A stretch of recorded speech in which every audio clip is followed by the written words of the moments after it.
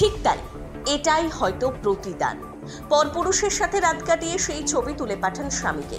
এতে পরিবারের সম্মানহানি হয়েছে, তাই স্ত্রীর মায়া ত্যাগ করে জীবিত স্ত্রী শ্রাদ্ধ করল স্বামী। জানা গেছে, দীর্ঘ 16 বছর সংসার করার পর পরকীয়া সম্পর্কের জেরে 2 সন্তান রেখে অন্য ছেলের হাত ধরে পালিয়ে যায় স্ত্রী, আর সেখানেই শুরু করেন নতুন সংসার। এদিকে 2 সন্তানকে নিয়ে শ্রমিকের কাজ করে সংসার চালিয়ে যাচ্ছেন যুবক। এ পর্যন্ত সব ঠিকঠাক থাকলেও যুবকের দাবি, নতুন স্বামীর সাথে সংসার শুরু করেছে স্ত্রী, আর সেখান থেকে বিভিন্ন ধরনের অশ্লীল ছবি পাঠাতো স্ত্রী। এতে আমাদের পরিবারের সম্মানহানি হচ্ছে। আর এই অভিমানে জীবিত স্ত্রীর শ্রাদ্ধ করল স্বামী। ঘটনাটি ধূপগুড়ি মহকুমার অন্তর্গত ঝাড় আলতা 1 নম্বর গ্রাম পঞ্চায়েতের হরিণ খাওয়া সংলগ্ন এলাকার শান্তি রায় 2 ছেলের মা।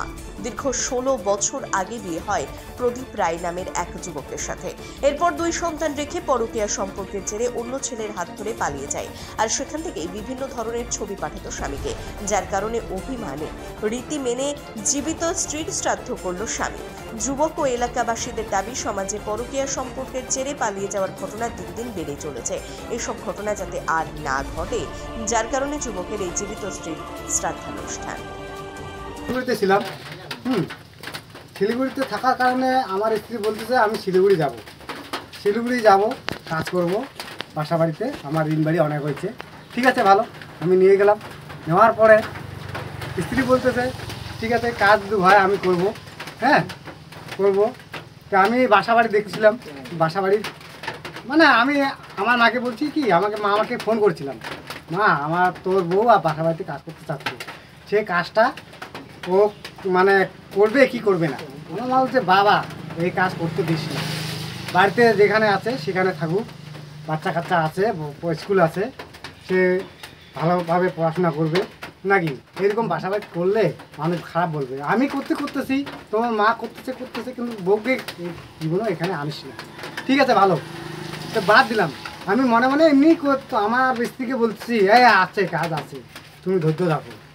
তখনও ওকে বলছিলাম এই কাজটা বড় প্রশ্ন নয়, বাচ্চা কাচ্চা আছে, বাড়িঘর আছে, ঠাকুর টুকুর আছে, অনেক আছে।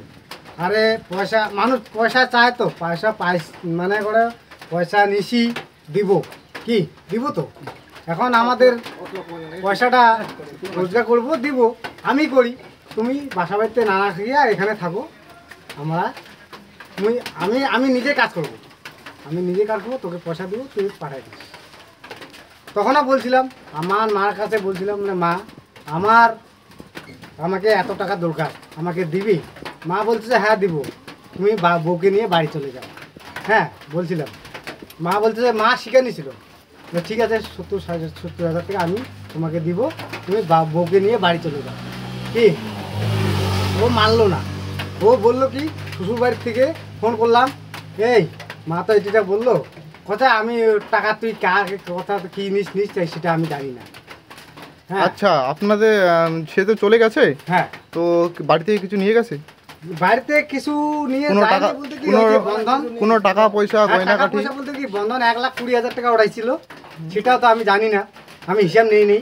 হ্যাঁ নেই, তার সাথে আবার ওই কাছের থেকে 20,000, 10,000, 15,000, 8,000, মানে যার যেমন পাইছে তার তেমন ওটাই নিচ্ছে, সেটাও আমি হিসাব নেই। আমি কেন হিসাব নেই না, আমি ওকে, আমার স্ত্রীকে আমি এত ভালোবাসি, মানে মনে প্রাণে ভালোবাসি, কিন্তু এতটা ও আমাকে আঘাত দিয়ে চলে গেল। বাচ্চাকে শ্বশুর বাড়িতে রাখে আমি শিলিগুড়িতে ছিলাম, সেই শিলিগুড়িতে শোয়ার পরে আমাকে না বুঝে না জানে আমি এতবারই ফোন করলাম।